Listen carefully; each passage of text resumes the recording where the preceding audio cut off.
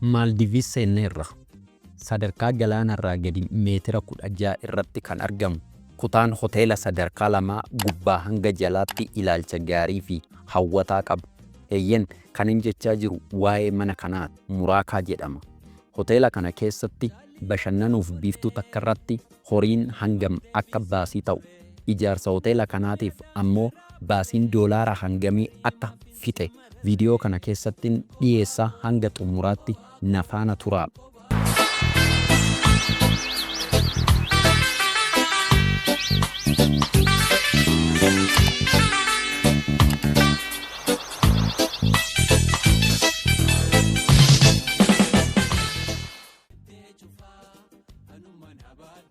Kutaan ciisicha galaanaan gaditti fageenya meetira 5 irratti argama.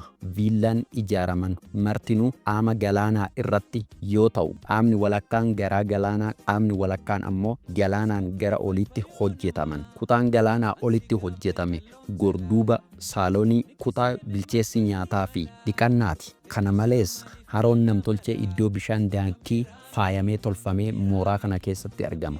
Muraakaan hoteela akkaan qaaliidha. Kireeffattoonni fi maamiltoonni Muraakaa dureeyyii akkaan qaalii addunyaa kanaa waan ta'aniif jeettii dhuunfaa isaaniitiin iddoo kanatti argamu. Kutaa ciisicha Muraakaa guutuun fuullee irraa kan hojjetame digirii 360 qurxummii gosa adda addaa dabalatee uumama bishaan keessa burraaqaniin marfamanii kutaa ciisicha Muraakaa keessatti argamuun gammachuu yookaan miira akkamii akka namatti uumu tilmaamuun rakkisaa miti. Dhabatti haa hammaattu kan qabu kana hunda ga'ee argee hima. Isinis yoo ta'e Muraakaatti yeroo qabdan dabarsuu barbaannan dursitanii wantoota itti aanan kana qophii ta'uun dirqama. Guyyaa tokkotti Muraakaa turuuf turtiin guyyaa tokko doolaara 50,000 kaffaluun dirqamadha.